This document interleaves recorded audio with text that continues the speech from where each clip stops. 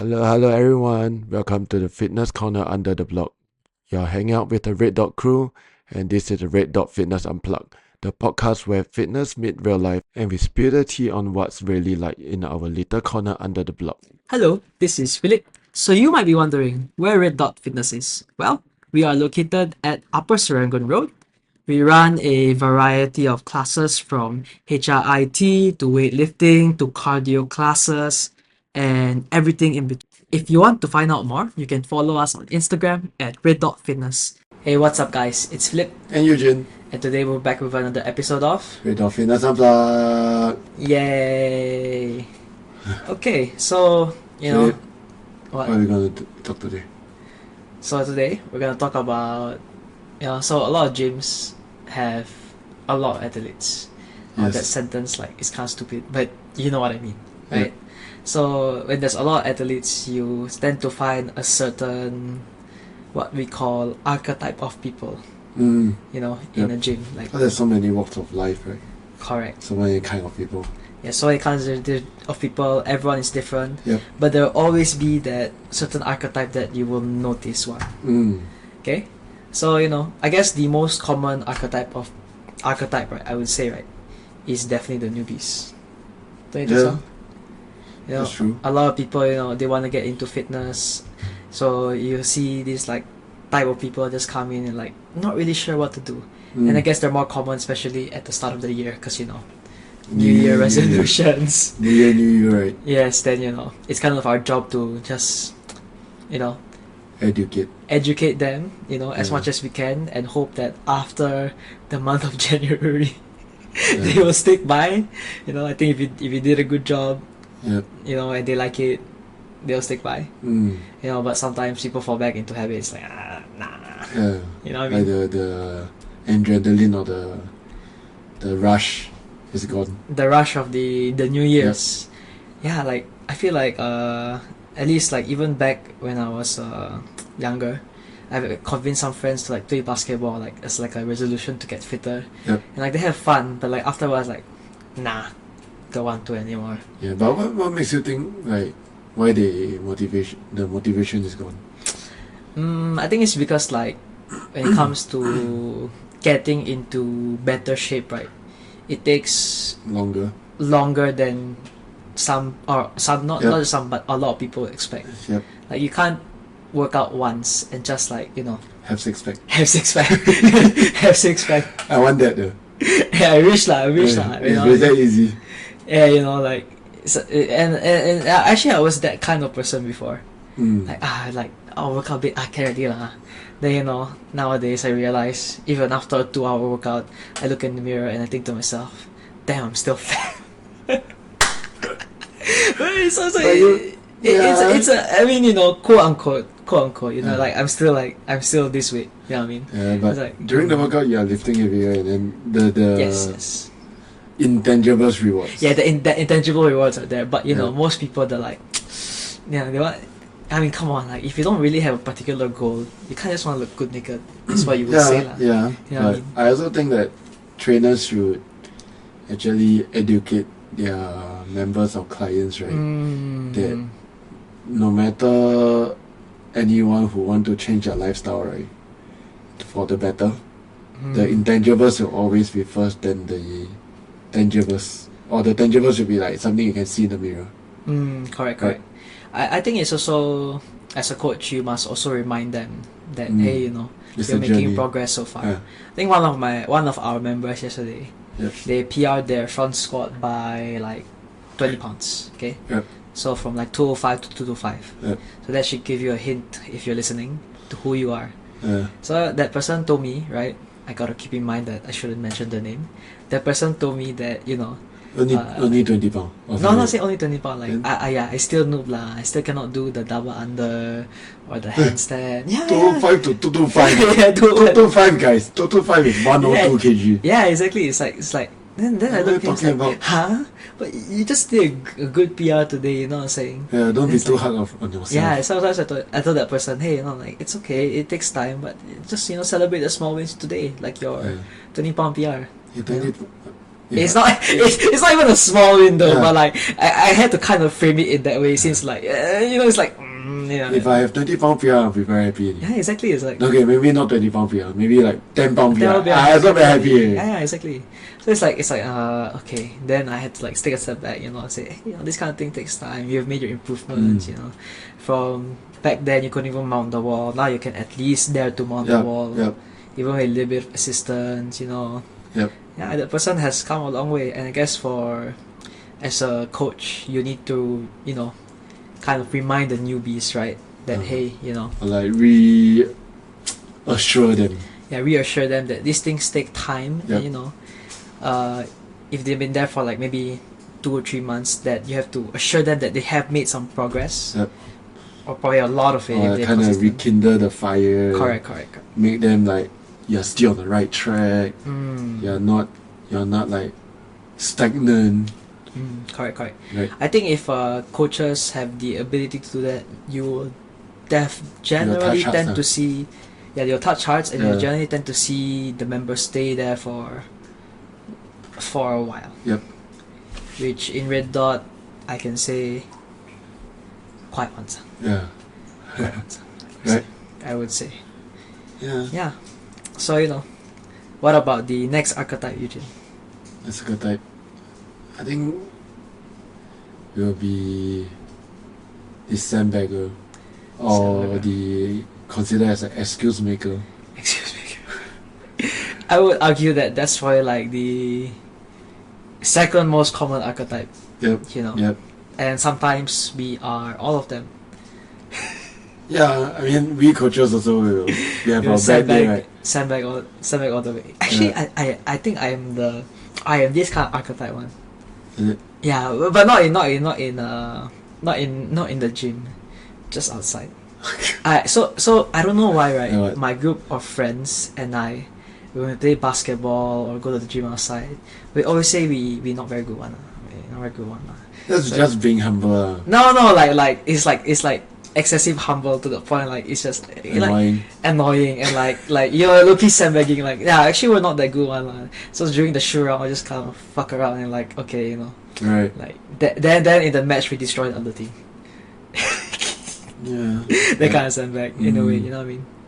Yeah. Yeah. But in the gym, the sandbags that you see are, people Yeah. who are more on the capable side Yep. or have tons of experience, Yep. and during the And they know they can do it correct and choose not to do it.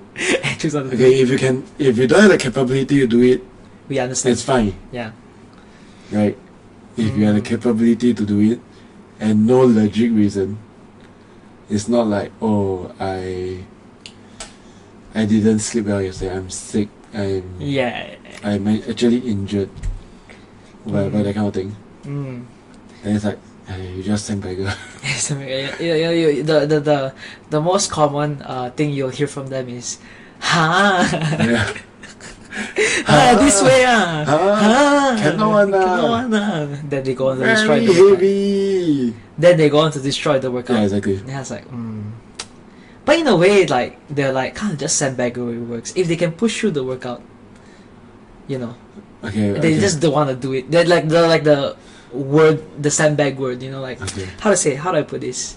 Just verbal. Just verbal sandbag. Yeah, correct. Right. Yeah, verbal sandbag. But if it's once in a blue moon, it's fine. Yeah, once in a blue moon is fine. If you like every day come in and just give me the same thing, I will pretty much Just ignore it. annoy you and just based on my own judgment and push you that the whatever stimulus that is supposed to be, right? That's true. Yeah. I think for these kind of people, actually one of the most difficult things I find, right, is that they always I think the term is cry wolf. You know the term cry wolf? Oh yes. Yeah, so like they every day say this. Yeah. Then I have to keep in mind that okay, maybe sometimes it's true, and I have to keep checking with myself, because I don't want one day for them to say this and it's actually real, Yeah. and push them and they will listen to me and then they'll injure themselves. Like Yeah. that's the one thing that's annoying about this kind of verbal sandbag people. It's just like, but just tell me what you can and cannot do, lah. You don't have to tell me. This is Also, I think after a while you kind of see through the bullshit, lah. No, like kind of realize the body language and Mm. whether is it really cannot, Mm. right? That's true. That's true. I think that's just the important thing to keep in mind, Yeah. especially for the newer coaches. Mm. You have this kind of archetype of people. Yeah. But I also think that like communication is key. Correct. Because if you keep sandbagging, then you and the coach, we cannot have a proper evaluation or assess of whether you can do or cannot do. Then the majority of time, like for example the cry wolf scenario, right, will be like, oh, okay, let's try to see, and almost like throwing a wild card kind of thing and throw, okay, hopefully this scaling works today, right? Because it's purely guessing, right? Because it's like, don't know whether it can or cannot. Yeah. So make the coach's life a bit easier. Yeah, that's if true. you can. Yeah, and if you want to go easier. Yeah, just tell us like, oh, actually, I have a long day. I'm still very sore. Exactly. Yeah, but if you tell me every day you're sore, then it's pretty much a normal day to you. Yeah. Right. And if you go to the gym relatively often, Yeah. generally you want to push yourself to some extent. Maybe not 100% every day. That's fine, But like if every workout was easy, then it won't feel as rewarding. Exactly. So don't what's that phrase? Don't regret what you wish for. Like suddenly all the workouts we give all the sandbaggers, right? It's just okay lah. Just do the beginner skilling. Actually, I have not tried it. You have not tried? Yeah. Be careful what you wish for. That's the term. Yes, like okay lah. You use anti-bar. Everything use anti-bar. Yeah, use anti-bar. Yeah. Yeah. I think they'll get like annoyed real quick. And one session, I think it's fine. Let's do it every day. Every day. That's like if you're there for a while, you want to see some progress, even if you're sandbagging. I think that's maybe a good last resort. Maybe y'all can keep in mind. Right. Then maybe a contender for the second most common archetype. Yes, what? Is the PR chasers. No, it might be the first. Might be the first. Because everyone like to chase the PR. That's true. When I say chase PR, right? I think chasing Metcon PR is one thing. But chasing barbell PRs is a huge thing. Huge, right? Like everyone want to like kind of see like, oh, I'm carrying big weights. The bar is bending. Yeah, I get what you mean. Yeah. It's a different thing because like in a workout, if you're especially in a Metcon, if you're tired, like no matter how much mentally strong you are, like there'll be a certain point where you break. Kind of can't push yourself no more. You know what I mean, right? Yep. You know what I mean? Like but when it comes to like lifting weights, especially for the 1 rep maxes, man. 1 rep maxes, like maybe not so much for the Olympic lifting, because Olympic lifting I feel like it's a bit on the safer side when you go 1 rep maxes, because if you can, is it? Still, man. To me, because like if I cannot lift that weight, I'll just like do the half pull. That's why I feel like it's safer. You know what I mean? Safer, but people still chase. People will still chase. Okay, okay. You know what? I see what you mean. I think it's just me who's like, okay, I know my limits well, but I will not like go over to the point of injury. So I know how to hold myself back. Well, I can see now that you said, I can see some people may or may not be our members who's like damn thirsty for PR, and they're like let's just say like 135. Their ego is bigger than you know what I mean. I see what you mean. Right. I see what you mean. So PR chaser, I mean, it's nice. Like you put like your effort and heart and soul and sweat into the strength part. But in CrossFit wise, strength is only a very small component out of the 10 physical skills. That is true. Right? That's true. Yeah, so So it take a while to understand this logic also, because even when I started, I also chased PR, because that's like the most fun thing, right? Like, oh, finally I can squat 3 plates. Oh, or like finally I can squat 4 plates, or something. Yeah, like that's that, true. That's true. right? So there's a number to chase. It's unlike like metcons. You don't do it every day. You do more it. repetitive strength work more than repetitive metcons. That's true. And that's benchmark workouts. But only benchmark workout is like every 3 months. Right? So for strength part, yeah, I mean it's cool for a while, but It just kind of, you know. after that you realize that if your metcon sucks, right? Basically it's just a one hit wonder. Correct. Yeah, so like, oh, you can just blast, boom, then after that you crash and burn. Right? Yeah, exactly. And it's like so dangerous if you keep trying to push for that PR every session. Yeah. You know what I mean? It's very easy to get injured, and it's a bit counterintuitive. Because if you want a PR, you gotta keep your body healthy. You know what I'm saying? And also, it's not a bad thing. It's just that coaches or the individual need to know whether are you ego lifting or a calculated risk lifting. Correct. Right. You know, sometimes it's good to hold yourself back for better progress. I think that's the important thing that, you know, people who chase PRs need to realize. You know what I mean? Like sometimes just listen to the coach. Yep. You know, you don't gotta lift 225 for a workout or for a strength portion. On day one. on day one.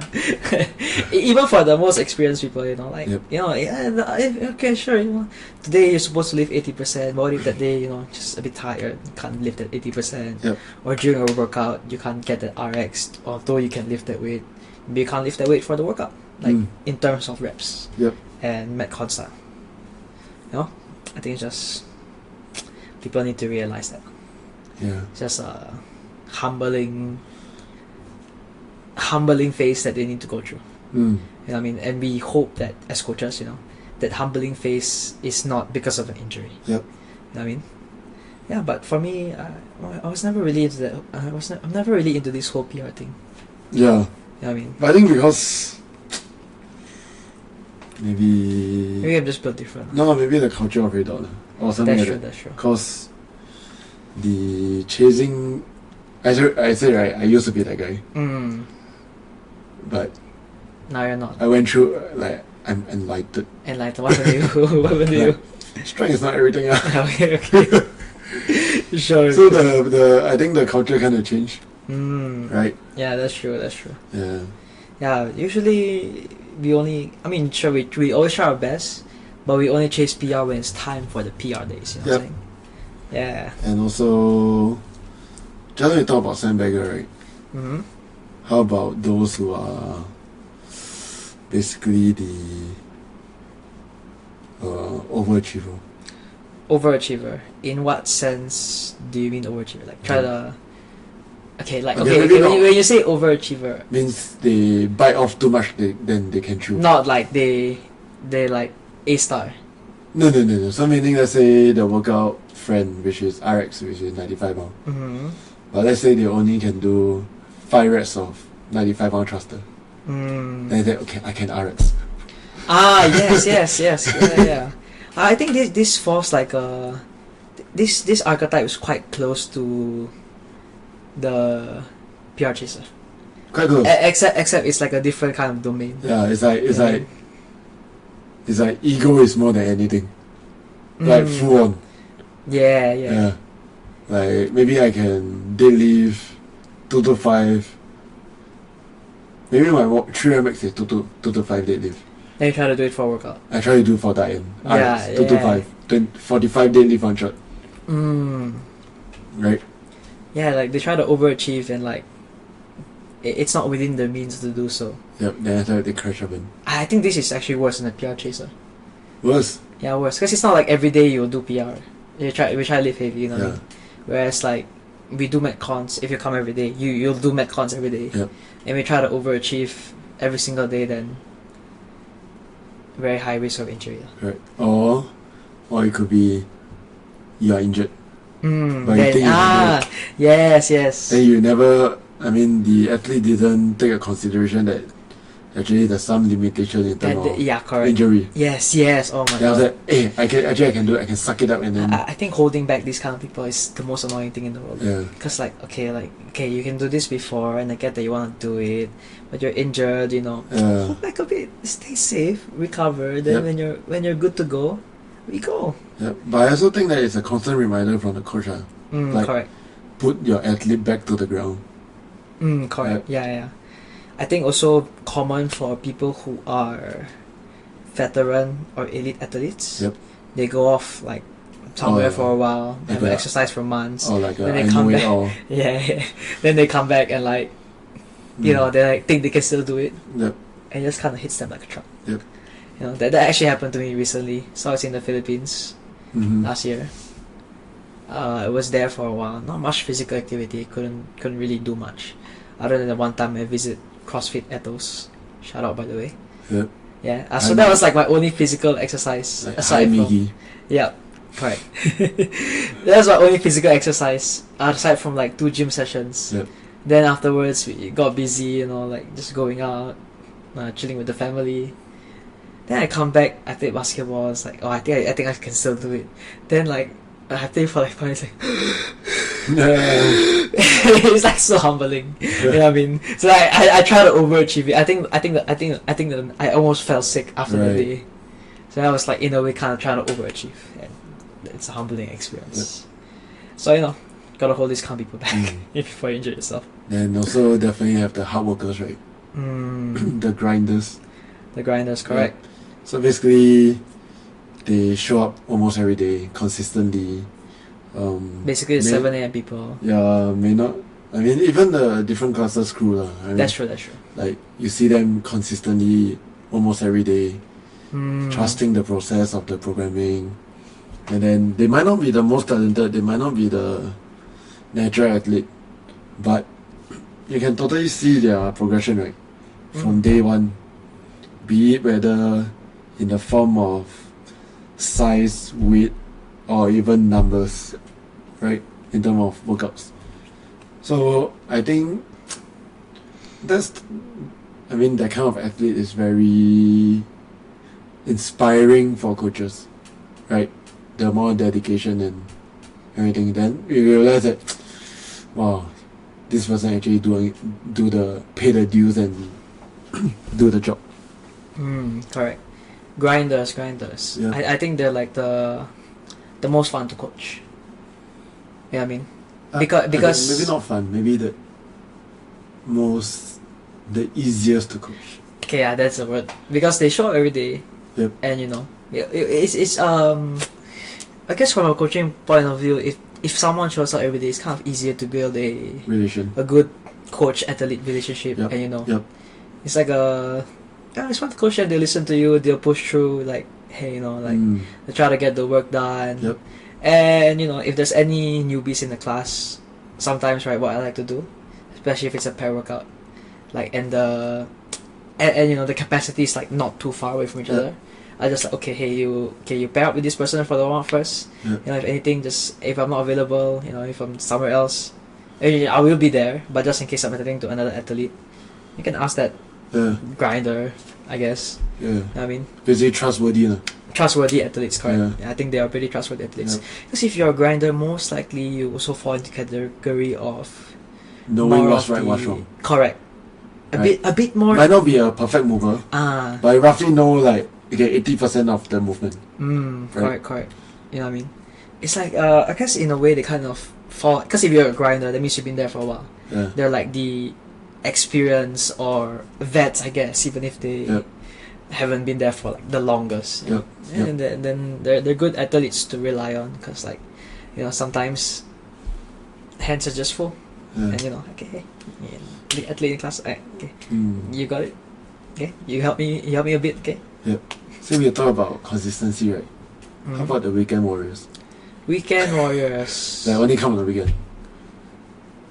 I think for weekend warriors, I'm totally fine, due to commitment of work, family, whichever thing. That's true. I think the only thing is to manage their expectation of progress. Yeah, considering they only come once Yeah, a once week, a week. they definitely won't progress as As much fast. as. Or they will not learn the skill as much, right? So, I mean, we understand, but of course it's not optimal, but we'll try our best to accommodate. As much as we I can. think that's the word. Right. I think it's teach just you as much as possible. yeah, setting realistic expectations so that they don't like Yep. kind of what for the lack of a better word, shoot for the moon, Yeah. land among the stars. Yep. Yeah, like okay, you I get that, we get that you want to get this, but if you really want to get this, Yep. then you might have to make some sacrifices. Yep. You know what I mean? Like, so that means like, hey, instead of being a weekend warrior, just a weekend warrior, you try to make some time over the weekdays, if possible. You know, I know everyone's got family commitments and stuff. If not possible, then I mean, manage your expectations. Correct. Right. Yeah, correct. Weekend warriors. I think they're just there to. Sometimes I think they're just there to have a fun social life. Fun social life. You know what I mean? Yeah. Because I feel like some people, they just go to this kind of gyms like Red Dot, right, to have people to talk to in a way. Yeah, not a bad thing. Yeah, not I mean, not a bad thing. Since nowadays mental health is so big, right? Yeah, that's true. So it's like, yeah, having some social life is good. Yeah, in a way, it's like we become a social health club, social health club community too. Yeah. You get to exercise, and you get to, after class, Yep. people will just sometimes take back for like 30 minutes, talk to the other members. I mean, like running clubs. a bit like that, yeah, you know what I mean. How about? I think there's so many types of athletes, right? Yeah, there's so many types of athletes. Let's talk one more. One more. Yeah, if really need, then the listeners go and comment on our post to talk more about other athletes. Archetypes. Yeah. I think the one last archetype that the genetic freak. Yes, the one that's like I low-key hate as a coach, because like wow, I spent so much time to achieve that skill. Yeah, and then you just spend like 1 hour. 1 hour, yeah, it's like okay, bro. Yeah, but there's definitely this kind of people, bro. There's definitely this kind of people. Correct. Like they're just built different for like naturally for no reason. Athletic, naturally A good strong. Mover. Correct. Yeah. And then you ask them like, hey, you sure you never done this kind of thing before? No, they're like, no, this is time. my first time. It's like, my first class. Like, fuck you. Good for them, but damn, it's like, okay, life is unfair. Life, you don't know that like, yeah, correct. Life is unfair. Right? Fuck. Once that happens, like life is unfair. Yeah. Yeah, but it's fun to coach because it's like opening Kinder Surprise. I think so. Yeah. Like, it's like if there's a technical movement, right? Then I think, will this genetic freak get the movement today? That's true. After like 10 minutes, boom, muscle up. Right? Yeah, like the I guess from a coaching point of view, they're the easiest to kind of teach, because they kind of just can do it all. You just gotta guide them the right way. But I don't know will that fit the satisfaction of coaching though, because it's so easy to get. There's no like the thing, okay, I better correct myself. The thing is, I'm happy for the genetic freak to get whatever he's supposed to get, but in terms of sense of achievement as a coach, it might not be as rewarding as someone who cannot do that in the beginning and then 6 months later getting it.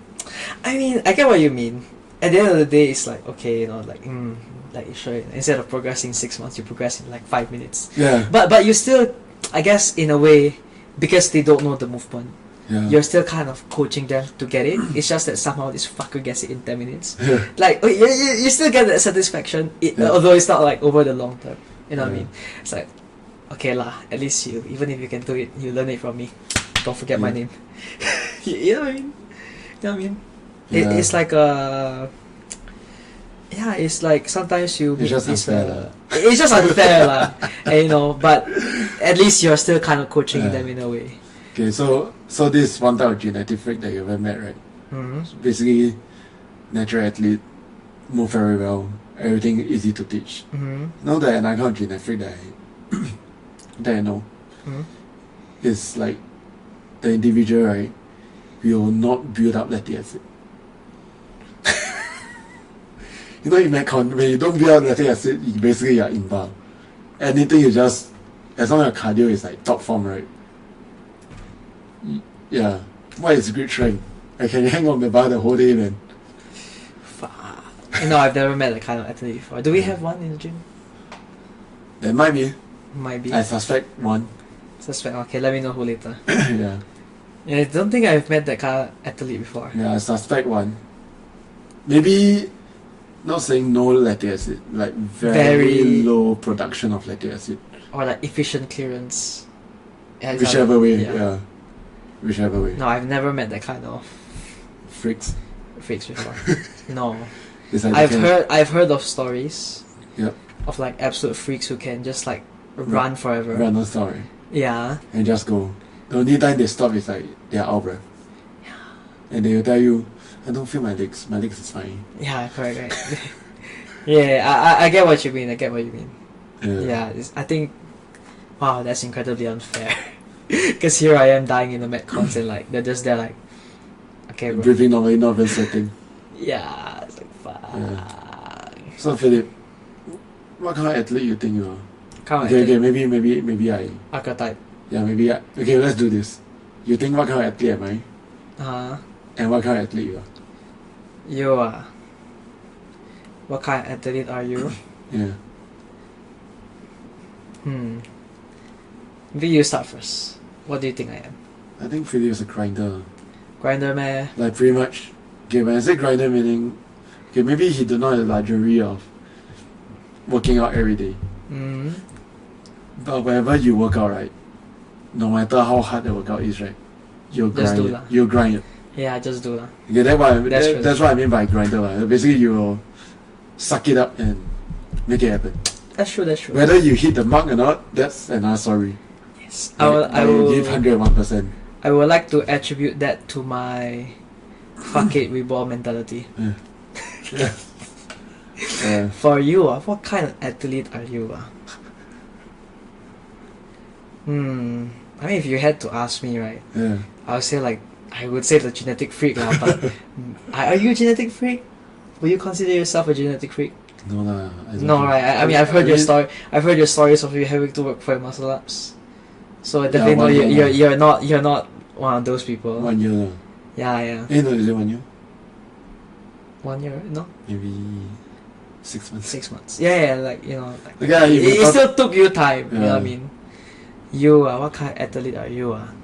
Maybe natural athlete, yes. But not like genetic freak. Yeah, not genetic. Yeah. I'm also a natural athlete, but I'm not like a genetic freak by any means of the measure. I think you are. Honestly, you're the dad. You're the dad of the group, man. I think that was the group. You're the dad. You're the guy who makes the dad jokes. You're the guy who makes the dad jokes. The dad athlete. Like the only thing that you're lacking is the beer belly. You know what I mean? Yeah, I'm trying to create a trend of a new dad bod. Dad bod. The new dad bod. Dad bod. The new standard of dad bod. Yeah, the dad athlete. The athlete bod. Yeah, the athlete bod. Well, I think you're the kind of athlete, right? If I have you in my class often, the first thing I ask you is, hey, how's your kids? Okay then. Yeah, how's your kids? How's the wife? What's going on? You know. Actually, when I take PT or some members, that's the first thing I ask them. It's like I know their parents. Small talk, you know what I mean? Yeah. Yeah, the athlete. Yeah, if you really ask me, I think. Or you know the uncle.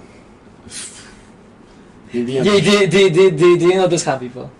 The uncle athlete. Yeah, we have a few. You know what I mean, right? It's like no. I think the better word is the old head. I'm not calling you old head, but like it's like okay. I guess it's more so like a term in basketball, right? I'm older than my age. Yeah, it feels I'm older than my age. You are your age. Oh, okay. You are your age. Yeah. I won't consider you like older than how old you are now, however old you are. But like okay, maybe I'll just talk about basketball first. Basketball, there's this term we call like people who are like of age, but they can still play. we call them the old heads. Oh. You know, like Those they look old as hell. They got a dad bod. Maybe not for you. You're the exception. You know, and they just finish. They just come back from their work. And You they know, can keep, and they're just like there, like just destroy everyone. So, fuckers, yeah. So we call them the unk or the old heads. You know what I mean? Okay. You're like Yeah, that. You're like okay, that. I think you can. I think I understand it. Cause I don't work out every day, right? Hey, don't work out every day. Now But- it's just like BJJ for you. Yeah. But you still like So when I start working out, it's still you still can still ride the wave. ride the wave, like, you know what I mean? Yeah, you're like the old head type of athlete. Right. You know what I mean? Back in my day, I used to I used to deadlift 4 or 5 for workout weight. I don't like that. I used to do 30 ring muscle ups for time. Mm. Yeah, I mean, I feel like that's something you would say as you Maybe when I reach 45. 45. Yeah, Yeah. yeah, you're getting there. You're getting Yeah. there. Soon.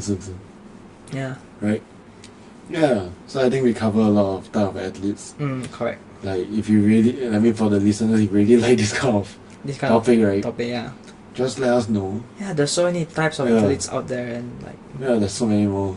Exactly. Example, the strategies. I'm not gonna say anything about it, but right. yeah, there's so many more. You know what I mean? So if you're curious, let us know. We can talk more about it. You know. Yep. We don't mind having repeat episodes. I think another episode about pet peeves will be quite fun. Yeah. For sure. For sure. Okay. If Yep. not, we'll see you next week. Yep. Those who are listening who still haven't signed up for the open, sign up, please. Thank you. Okay, bye. Oh wait, not forgetting. We have a kids camp coming up. Oh yes. Oh yeah. Hit our IG page and then you'll find out more. Yep. Alright. Let us know. See Bye ya bye. guys.